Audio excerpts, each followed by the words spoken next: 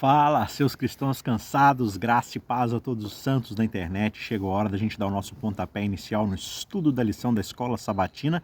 E essa semana a gente chega ao episódio de número 9, a lição 9 dessa série que a gente está estudando sobre a missão de Deus e a nossa missão. Como é que a nossa missão se encaixa dentro da missão que é de Deus. A missão de salvar, de redimir, de levar esperança e de voltar para nos resgatar. Essa missão é de Deus, ela é divina, mas Ele nos chama a fazer parte dessa missão, a nos inserirmos, não porque Ele precise de nós, mas porque Ele nos ama e Ele quer nos dar um propósito para ajudarmos na redenção dos nossos irmãos, daqueles que são filhos de Deus, assim como nós fomos resgatados por Ele um dia. Tá certo? E a lição número 9, a lição dessa semana, tem como título, como tema, missão para com os poderosos, né? Então a gente está vendo tipos diferentes ou abordagens diferentes nessa missão com os necessitados, com os vulneráveis, e hoje a gente vai falar sobre a missão para aqueles que são poderosos, que são abastados, que são ricos, que têm condição financeira,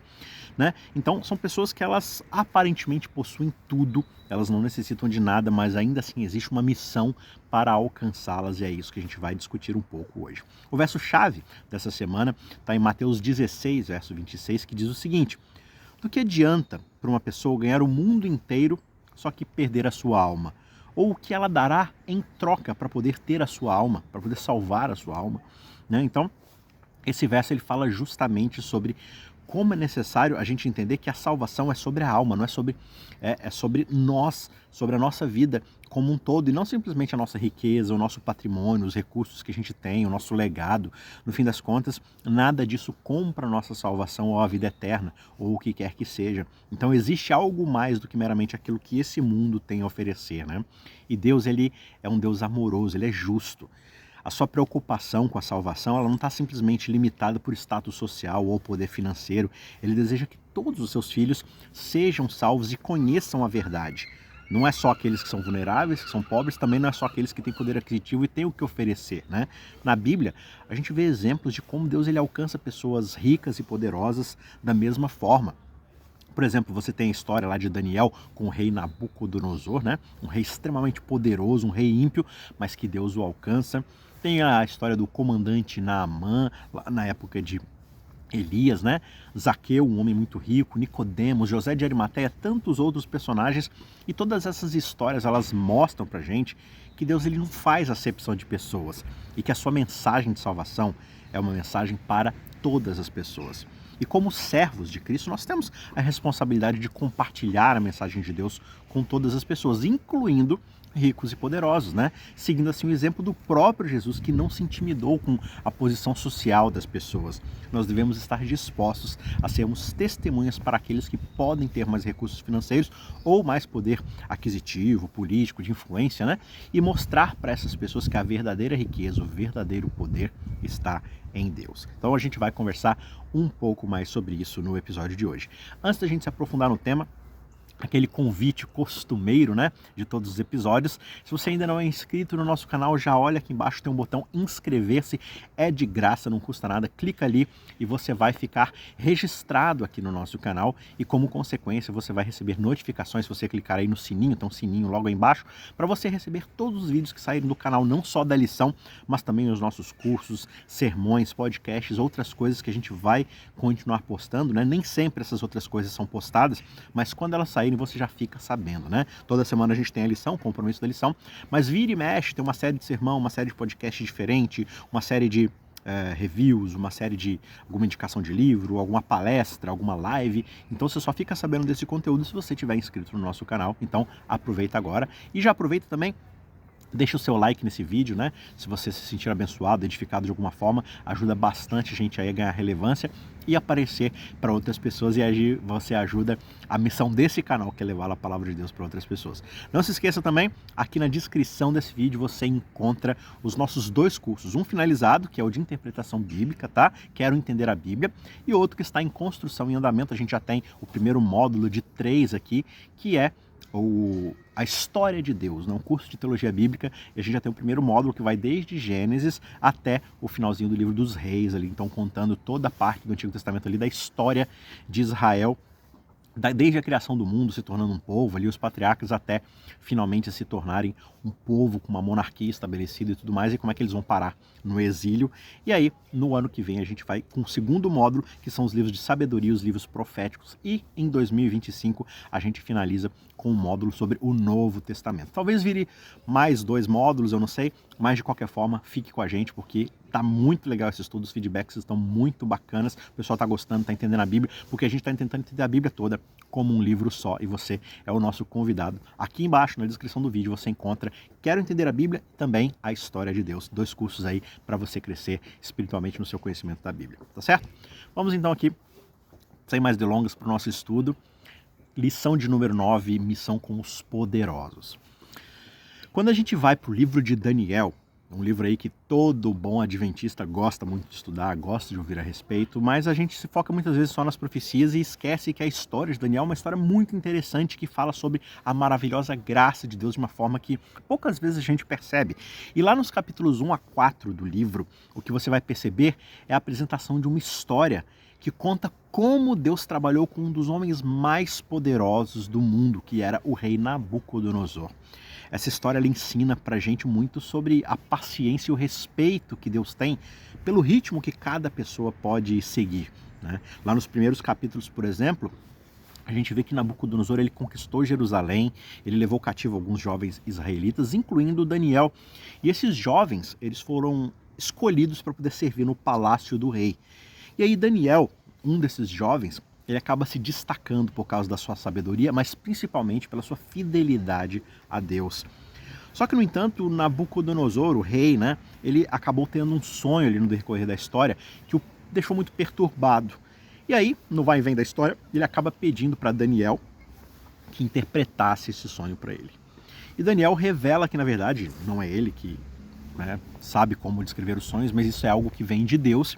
E ele diz para o rei que essa é uma mensagem divina, vinda do próprio Deus para o rei, mostrando que o rei seria humilhado e que o seu reino seria dado a outra pessoa. Só que embora Nabucodonosor ele tenha assim reconhecido a sabedoria de Daniel, infelizmente ele não mudou o seu comportamento e ele continuou se orgulhando do seu poder, da sua riqueza, continuou soberbo, ele não se humilhou diante de Deus.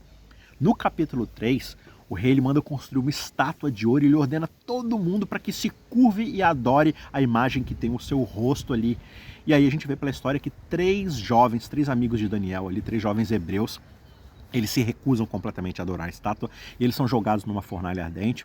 E Deus vai lá e os salva milagrosamente, né? Não só trazendo a salvação para aqueles jovens, mas fazendo algo, né, sobrenatural para que Nabucodonosor observasse o poder desse Deus. E Nabucodonosor acaba reconhecendo a grandeza do Deus dos hebreus, mas ele permanece ainda com um pouco de dureza no coração. E aí, finalmente, no capítulo 4, ele tem um outro sonho, dessa vez mostrando que ele seria humilhado e viveria como um animal por 7 anos. E Daniel interpreta o sonho e aconselha o rei Nabucodonosor a se arrepender dos seus pecados, a reconhecer a soberania divina. Só que, no entanto, ele não ouviu o conselho de Daniel e ele acabou sendo humilhado como havia sido previsto ali naquele sonho, como havia sido profetizado. E ele fica por 7 anos como uma besta, como um animal completamente desfigurado ali, comendo grama e tudo mais. Então essa história ela mostra pra gente que Deus trabalha com cada pessoa de maneira diferente, respeitando o ritmo, a capacidade de compreensão. E ele deu a Nabucodonosor várias oportunidades para poder reconhecer a sua soberania, se arrepender dos seus pecados. Só que o orgulho do rei, né, fez com que ele não mudasse o seu comportamento até que fosse quase tarde demais. Só que, no entanto, o Senhor ainda o amava e queria que ele se arrependesse e fosse salvo, né? Deus é o único Deus verdadeiro e nós devemos adorá-lo acima de tudo. E aqueles jovens hebreus foram fiéis a ele, a esse Deus, mesmo quando eles enfrentaram a morte, e Deus os salvou milagrosamente. E esse é o convite que nós recebemos todos os dias para testemunhar desse Deus, mesmo diante das dificuldades, das perseguições, né? Cristo, ele é paciente, ele é misericordioso, mas ele também é justo e ele não tolera o pecado.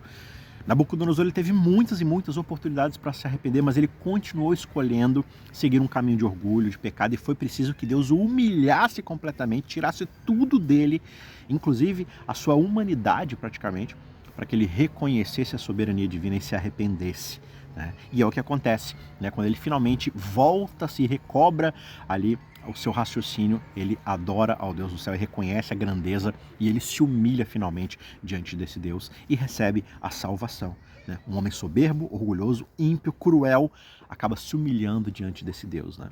Então você vê como é que Deus ele está disposto muitas vezes, ou sempre, né? Mas o problema é o coração do ser humano, a nos salvar, né? A nos dar chances e mais chances. Então, da mesma forma, nós também precisamos nos arrepender dos nossos pecados antes que seja tarde demais. Mas essa história ela mostra pra gente como é que ninguém está longe dos planos de Deus. Por mais poderosa e ímpia e distante que essa pessoa possa estar, para Deus isso não acontece. E se Deus ele cria situações para aquela pessoa poder ter a oportunidade de ser salva, quem somos nós para colocar empecilhos no meio do caminho, né? Indo aqui para uma outra história. Essa história está registrada lá no segundo livro dos Reis, no capítulo 5, dos versos 1 a 19. A gente encontra um outro homem muito rico e poderoso, mas que se chamava Naamã. A gente acabou de sair da história de Nabucodonosor, agora a gente vai para a história de Naamã. E esses versos aqui desse capítulo, eles ensinam para a gente sobre como alcançar pessoas para o Senhor e como evitar pressioná-las a mudar muito rapidamente, especialmente aquelas que acabam vindo de uma cultura ou de uma origem que nem sequer é cristã ou judia, que não tem aquele contexto de quem é Deus. Veja, Naamã era um comandante do exército sírio, um exército que era inimigo do povo de Deus. E ele acabou sofrendo de lepra, uma doença na pele. E por causa do testemunho de uma das suas servas, que era uma serva temente a Deus, que era do povo de Israel, né? Ela fala para ele que existia um profeta lá em Israel que poderia curá-lo. E aí ele foi até lá com uma carta do próprio rei da Síria para o rei de Israel pedindo para falar quem era o profeta. E aí quando o profeta Eliseu soube da chegada de Naamã, ele enviou um mensageiro para dizer ao comandante que ele deveria mergulhar 7 vezes no rio Jordão para ser curado. Só que a postura de Naamã ela é bem, assim, bem peculiar, porque ele fica irritado com essa resposta. Eliseu nem sequer o recebe pessoalmente, né? Ele esperava chegar lá em Eliseu com toda a pompa que ele tinha, né, como comandante do rei da Síria e tudo mais, e que Eliseu o curasse pessoalmente, né, reconhecesse o seu status. E quando ele escuta que ele deveria mergulhar no Jordão, ele fica bastante encabulado, porque o Rio Jordão era muito inferior aos rios lá da sua terra natal. O Rio Jordão era meio lamacento, assim, sabe? Quando você entra num rio e o chão é meio barroso, assim, é meio esquisito. E ele tinha rios com muito mais qualidade lá no seu quintal. Só que, no entanto, os seus servos ficam falando com ele, olha, rei, a gente veio até aqui, o Eliseu ele se adiantou aqui, te deu as instruções, já que você está aqui, custa você ir lá e fazer o que ele falou, né? Obedecer o que ele disse. Então eles convenceram Naamã a seguir as instruções de Eliseu, e quando ele fez isso, ele foi imediatamente curado da sua lepra. Essa experiência de Naamã mostra pra gente que Deus ele pode usar pessoas em circunstâncias inesperadas para poder alcançar aqueles que precisam da sua ajuda. Só que muito mais do que curar as doenças físicas, Deus quer mudar paradigmas na nossa cabeça, tirar o orgulho, tirar esse senso de status, de não dependência de ninguém, sabe? Naamã ele não era um israelita, mas Deus usou ele para mostrar a sua glória, o seu poder. Por isso a gente deve estar abertos a trabalhar com pessoas de diferentes origens, culturas, porque Deus pode estar trabalhando nas suas vidas de maneira que a gente sequer pode ver, né? A sua história também ensina pra gente que mudar a visão de mundo de alguém, mudar a cabeça, a percepção da realidade, pode levar tempo e exige paciência. Aquele comandante assírio esperava uma cura instantânea por causa, né, de todo o seu glamour, de toda a sua glória, de todo o seu poder, e ele ficou extremamente irritado quando as coisas não aconteceram do jeito que ele queria. Ele estava acostumado a mandar, a dar ordens. No entanto, ao ser convencido a seguir aquelas instruções do profeta, ele se humilhou, aceitou a instrução divina e como consequência, como resultado, ele foi curado. Nós devemos estar dispostos a ser pacientes com as pessoas, respeitar o tempo de cada pessoa. A gente precisa estar aberto a ouvir as preocupações, as perguntas, responder com amor, com paciência, especialmente com aqueles que vêm de uma cultura ou de uma origem que não seja cristã. Então, para evitar pressionar as pessoas a mudar muito rapidamente, a gente deve estar dispostos a construir relacionamentos com elas, mostrar pela nossa vida, pelo nosso testemunho, como as coisas funcionam conosco, como nós enxergamos o mundo, e ao mesmo tempo não querer impor o nosso ponto de vista assim, né, de forma muito precipitada. Nós devemos ter uma postura de ouvir as histórias das pessoas, aprender sobre suas culturas, sobre suas tradições, estarmos dispostos a compartilhar as nossas próprias histórias, experiências, para mostrar como é que Deus já tem trabalhado nas nossas vidas, como é que isso fez diferença para nós. E, nas oportunidades que nós temos, responder às perguntas das pessoas, às suas preocupações, mas sempre com amor, com paciência, não com julgamento, com condenação.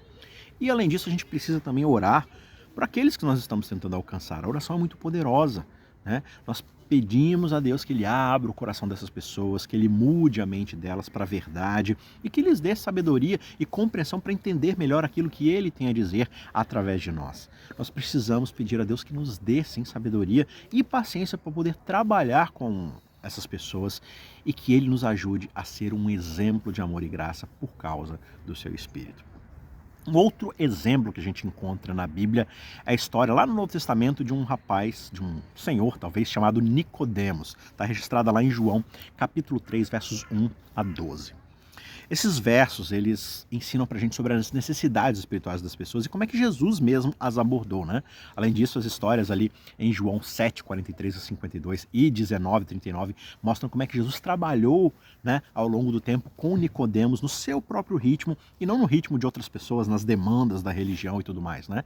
Jesus, ele não tinha uma agenda para poder assim sair convencendo as pessoas a todo custo. Jesus tinha paciência, misericórdia, né, para poder fazer com que elas recebessem o Espírito Santo e mudassem aos poucos e se convertessem verdadeiramente. Às vezes a gente acha que simplesmente ir lá e obrigar a pessoa a acreditar de uma certa forma é conversão, mas não é.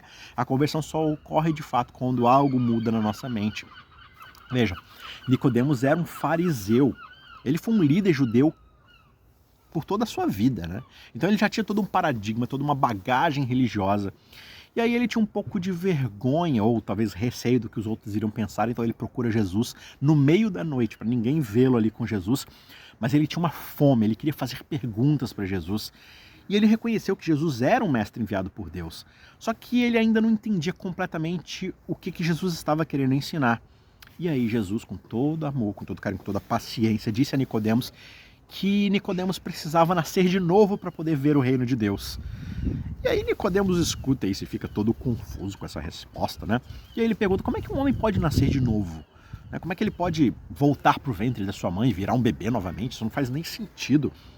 Só que aí Jesus explica que o nascimento da qual ele estava falando não era um nascimento da carne, né? Não era ele virar um novo ser humaninho, era um nascimento espiritual, não físico, né? De novo, o que Nicodemos precisava era ter um novo nascimento mental, era ter uma nova configuração da sua mente, mudar completamente os paradigmas que ele estava acostumado a ler a realidade. Jesus disse a Nicodemos que Deus amou o mundo de um jeito tão grandioso que ele deu seu próprio Filho unigênito para que todo aquele que nele crer não pereça, mas tenha vida eterna. O judeu, ele estava, preocupado com esse exclusivismo, com toda essa religiosidade que eles deveriam ter para agradar a Deus. Só que Jesus fala, olha, o paradigma é muito diferente do que você pensa. Deus ama tanto a humanidade que ele enviou o seu próprio filho como sacrifício disso. A história desse líder judeu ensina pra gente que todos nós temos necessidades espirituais e que precisam ser atendidas. Nicodemos era, de novo, um líder religioso, só que ele ainda não entendia completamente a mensagem de Cristo, por mais que ele fosse estudioso da Bíblia, da Torá e tudo mais, né? Só que Jesus não repreendeu pela sua falta de compreensão, né? Não zombou dele, você sabe de tudo, mas não sabe isso. Não. Jesus continuou a ensiná-lo com paciência e amor para que ele experimentasse esse novo nascimento. E da mesma forma, nós precisamos reconhecer as nossas próprias necessidades espirituais e buscar a ajuda de Deus para atendê-las, sabendo que nós não sabemos de tudo. Compreendemos, né? A gente precisa compreender que ainda precisamos mudar muito a nossa mente. Então, se a gente ainda está numa jornada, o que dirá as outras pessoas que não têm experiência nenhuma com Deus? Essa narrativa do encontro de Jesus com Nicodemos mostra pra gente que a salvação é um processo contínuo. Embora ele fosse um mestre da lei ali em Israel, Nicodemos não entendia completamente a mensagem de Jesus na primeira vez em que ele a ouviu. Só que Jesus continuou ensinando com todo amor, com toda paciência. Da mesma forma, nós devemos estar dispostos a aprender e crescer a nossa fé e não esperar que tudo seja resolvido instantaneamente.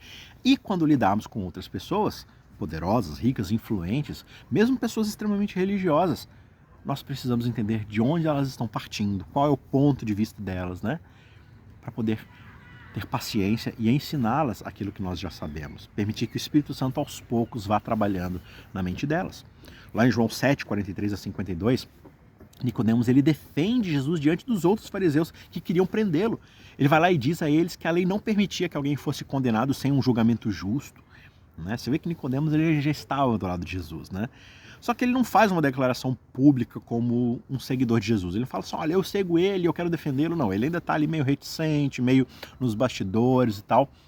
E finalmente em João 19, 39, ele vai lá e ajuda a preparar o corpo de Jesus para o sepultamento, juntamente com outro homem que ali observava Jesus de longe, que era um tal de José de Arimateia.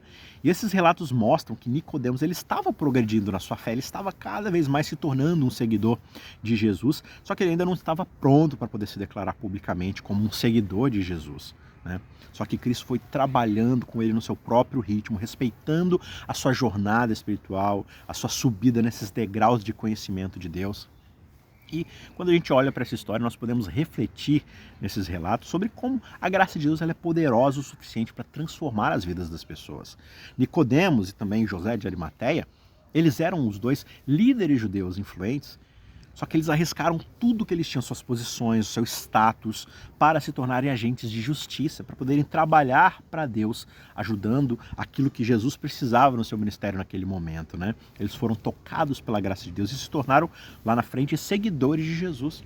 Da mesma forma, nós precisamos estar abertos para sermos transformados pela mesma graça e seguir os seus caminhos, mesmo que isso signifique arriscar as nossas posições ou as nossas reputações. Todos nós temos necessidades espirituais que só podem ser atendidas por Deus. Da mesma forma, Nicodemos, apesar de ser um líder religioso, ainda sentia que algo estava faltando na sua vida. E ele veio a Jesus em busca de respostas e Jesus lhe deu a resposta que ele precisava ouvir. Jesus não o julgou, não o condenou por suas perguntas, ele o amou e o guiou para a verdade, né? A salvação ela é um presente de Deus que nós recebemos pela fé em Jesus Cristo. Jesus disse a Nicodemos que todo aquele que nele crê terá a vida eterna.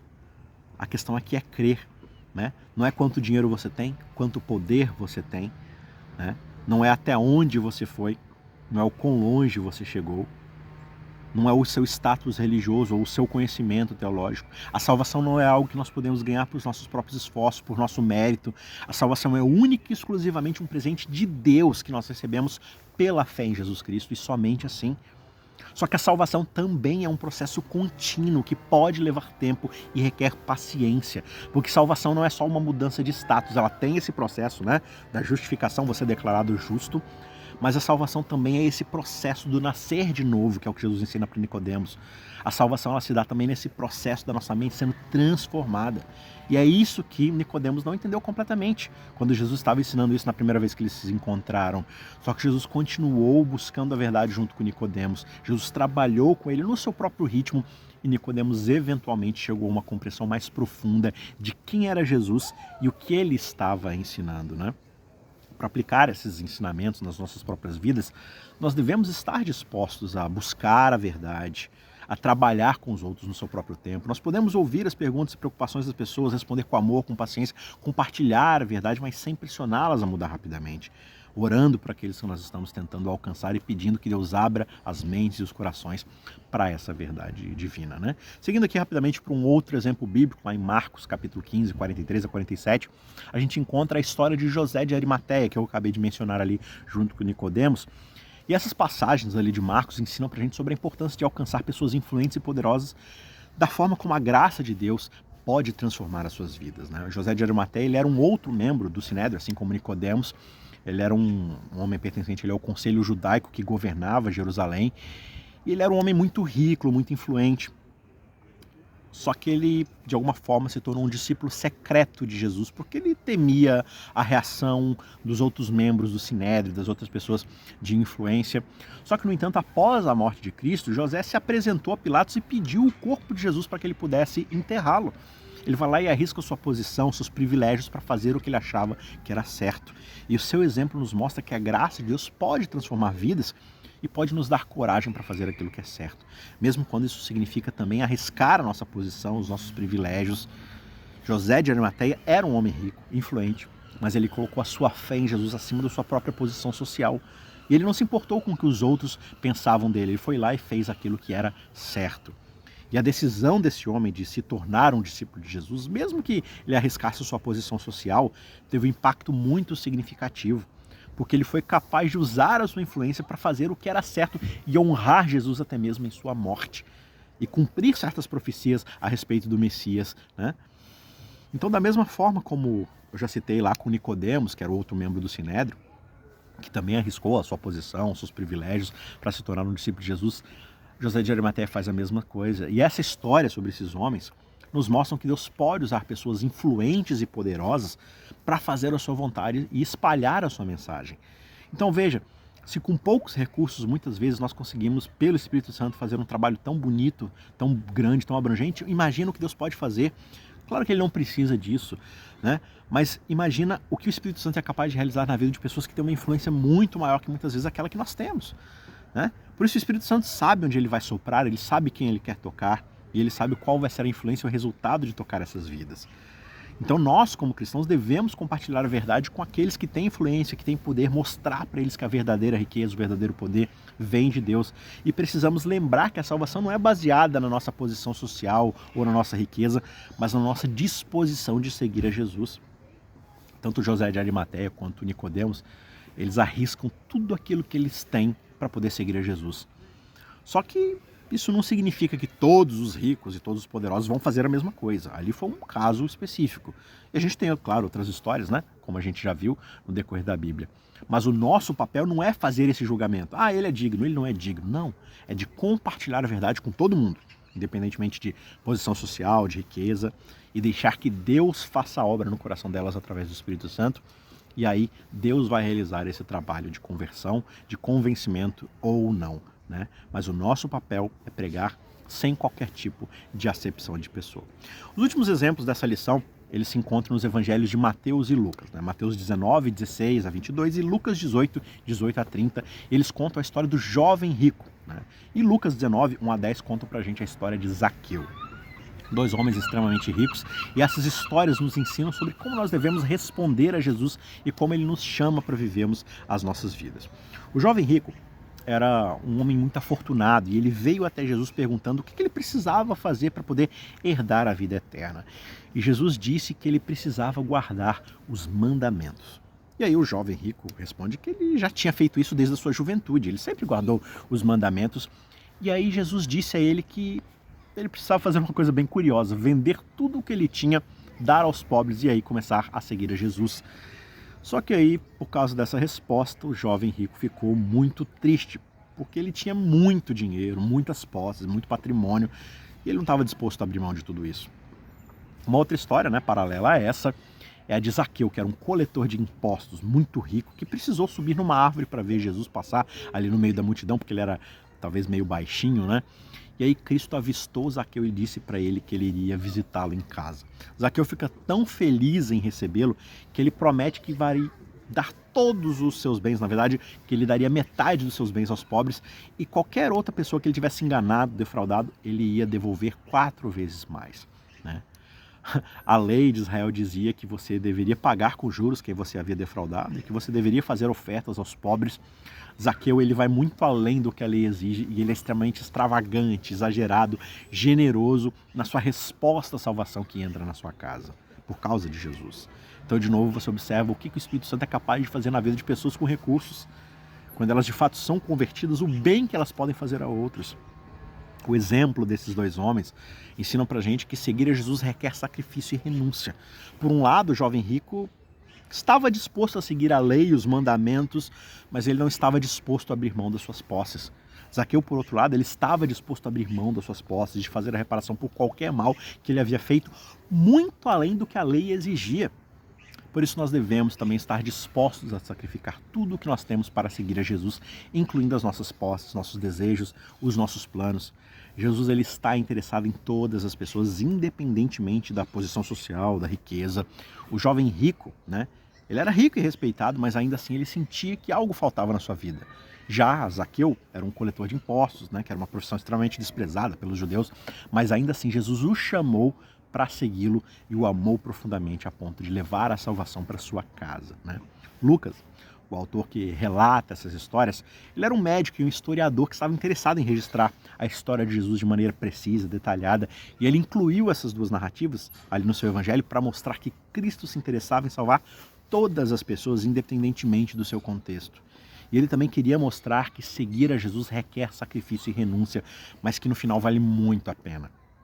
Infelizmente, aquele jovem rico estava apegado demais às suas posses e não estava disposto a abrir mão delas para seguir a Jesus. Ele queria a vida eterna, mas não estava disposto a pagar o preço para isso. Não que o preço da vida eterna seja algo que possa ser comprado, mas a ideia é, ele queria a vida eterna, mas ao mesmo tempo ele queria a vida passageira. Ele não queria trocar uma pela outra, ele queria abraçar tudo. Zaqueu, por outro lado, estava disposto a abrir mão dessa vida agora, daquilo que é passageiro, das suas posses, fazer reparação por todo o mal que ele havia feito, ajudar na diferença, né? Fazer diferença ali na vida dos pobres e tudo mais, dos menos favorecidos. E ele reconheceu que a sua vida precisava mudar e ele estava disposto a seguir Jesus independentemente do custo que isso fosse trazer, né? Então veja, Deus está disposto a salvar a todos, ele não faz acepção de pessoas.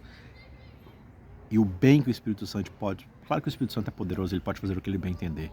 Mas como Deus ele escolhe trabalhar com os seres humanos para poder salvar os seres humanos, então, veja, na nossa limitação o Espírito Santo já é capaz de realizar coisas grandiosas. Imagina o que o Espírito Santo faz na vida de pessoas totalmente influentes, com recursos, o bem que essas pessoas podem ser na sociedade, na pregação do Evangelho, no financiamento da missão. Então, não é nosso papel julgar quem tem recurso, quem não tem. Nosso papel é levar o Evangelho a todo aquele que ouve, a todo aquele que tem condição de ouvir e receber o Evangelho. Não é nosso papel julgar para poder dizer, você merece ouvir, você não merece ouvir. Ah, essa pessoa já tem tudo, ela não precisa do Evangelho. Ah, essa pessoa não tem nada para contribuir, então não vou nem perder meu tempo com ela. Não. O nosso papel, a nossa missão é levar o Evangelho a todo aquele que está disposto a ouvir. E aí o Espírito Santo vai fazer o trabalho de convencer ou não, de salvar ou não, de transformar num recurso para a missão ou não. Seja com esforço, seja com trabalho, seja com recurso, seja com influência. Esse é o papel do Espírito Santo. O nosso papel é estarmos dispostos com as nossas próprias vidas a vivermos essa mensagem e espalharmos essa mensagem verbalmente para todo aquele que esteja ao nosso alcance. Tá certo? Que Deus abençoe você ricamente, né? Com toda a sua graça, seu amor e sua misericórdia, e que Ele dê oportunidades a você de levar essa mensagem de salvação a todo aquele que está ao seu redor, seja pobre, seja rico, né? Seja influente, seja humilde. O importante é que o Espírito Santo te use e você seja capaz de levar isso adiante e fazer parte dessa missão que Ele nos convida a fazermos, tá certo? A gente se vê na semana que vem para mais um estudo. Não se esqueça, deixa o seu joinha aí no vídeo para poder ajudar a gente a aparecer para outras pessoas também. Compartilhe também esse vídeo, né? Clica aqui na setinha que tem pro lado assim, e aí você pode copiar o link e colar no seu grupo de WhatsApp, mandar para o pessoal da sua igreja, mandar para aquele amigo que você quer que ouça a mensagem da palavra de Deus, mas assim você ajuda a gente na nossa missão de espalhar essas palavras. Tá certo? Um forte abraço, até semana que vem. Tchau, tchau.